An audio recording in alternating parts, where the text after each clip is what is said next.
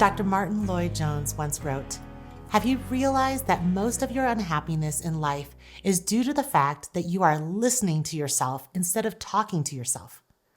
When I talk about this idea of preaching truth to yourself, I'm talking about something that you and I already do every day. The question isn't whether or not you are listening to messages and sermons instructing your heart. The question is who and what you are listening to. When life doesn't go as planned, when results don't always turn out the way you want them to, when we're misunderstood, mistakes happen, and when we get our hearts broken, we will listen to messages in response to those feelings and circumstances. That's where the practice of preaching truth to yourself comes in. The content of what the messages you listen to inside your head and in your heart will inform how you will respond with your actions. We will get to the how, but we must start with what we preach to ourselves, because I promise if you don't tell your soul what is true, somebody else will.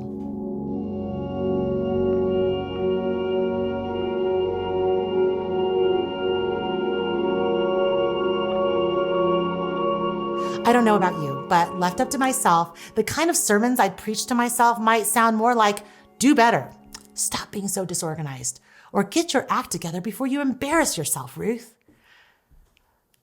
Told you I'd be honest here.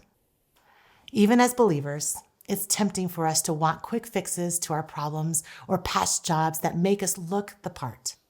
But that's not the gospel. The gospel of Jesus Christ promises transformation, total change of heart, but it doesn't happen with self-affirmations or self-help formulas. The Bible does indeed give us instruction, but more importantly, it is an invitation. The invitation makes the instruction possible. Here's what I mean. For so many years of my life as a young believer, I primarily knew the verses in the Bible that told me what I should do with my life. You know, the do's and don'ts. Do not lie, do not steal, love your neighbor as yourself, walk by the Spirit, and you will not gratify the desires of the flesh. I thought if I can just remember what I'm supposed to do or not do, I'll be fruitful in my Christian life. You know what I mean? I'll fight sin. I'll be virtuous. I'll know how to deal with my circumstances with a good attitude.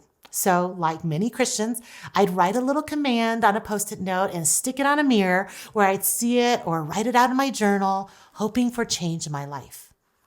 Those are good things. But the only problem, and maybe you see this in your own life too, is that you can start the day off absolutely convinced you will not lose your temper and yell at your children, but by 9 a.m., you've blown the exhortation to be angry and do not sin because your kids can't stop bickering or fussing over cleaning their bedrooms.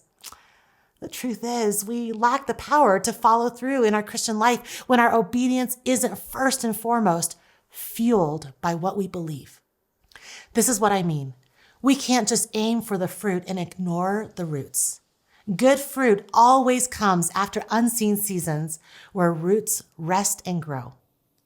I want to talk to you a bit about what we call indicatives and imperatives of Scripture. The indicatives are the truth statements, and the imperatives are the commands.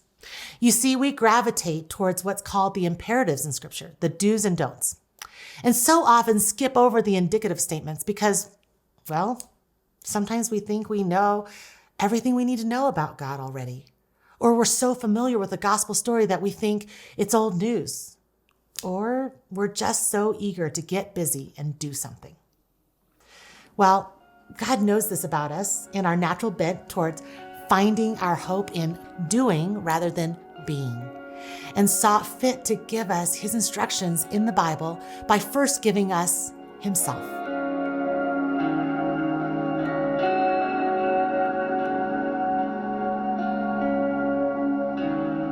Our God, from the beginning of time, has wanted relationship first with Adam and Eve, with his chosen people, the Israelites, and ultimately with all those who would believe through Christ. It's always been about knowing God and being near to God. Without the indicatives, the imperatives would be basically impossible. Without the starting point of truly resting in the character of God, who he is and what he has done, our attempts at obedience and holiness will only lead us to pride and self-righteousness. Look at my consistent devotional routine, for example, or I just need to try harder, or giving up in despair, like I'll never get it right. I so often see this in myself when I struggle to be consistent in my Bible reading. Do you? Setting out to be on a reading plan at the start of the year, but fizzling out when life gets busy or I'm thrown off by something unexpected. My discouragement and lack of desire to re-engage usually reveal more about my own pride than my ability to read my Bible.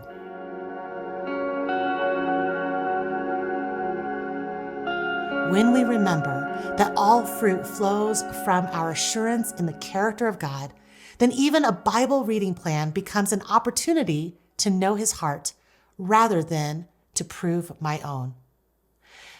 And what about that desire to not lose your temper or yell at your kids? Well, that too is an imperative that is fueled by an indicative.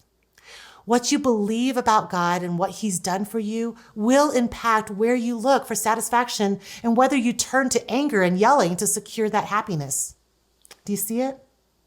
We can't preach truth to our hearts of any kind unless we know what the truth is. We have to start with the author of life Himself. As we begin our study this week, I want you to notice how important it was for the Apostle Paul to begin his letter reminding the Colossians of what they would have already known. He's reminding us, the reader. If you just look at Colossians 1, he's so clear. He's reminding the reader that Jesus is the image of the invisible God. He's reminding the reader that it is by Him that all things exist, that He holds all things together, that God's full deity and power dwell within Christ, that He delivered us from darkness, and that we receive forgiveness, redemption, and an inheritance through Him. Right off the bat, Paul sets us up to remember that God calls, God qualifies, God delivers, and God alone enables us to walk in a manner worthy of the Lord, as we read in Colossians chapter 1, verse 10. We can't know how to walk our Christ-word walk without first knowing who enables that walk. That's the sermon we must preach to ourselves. The plan of salvation is by God, from God, and through His Son, Christ. That's where we place our hope and how our souls find rest.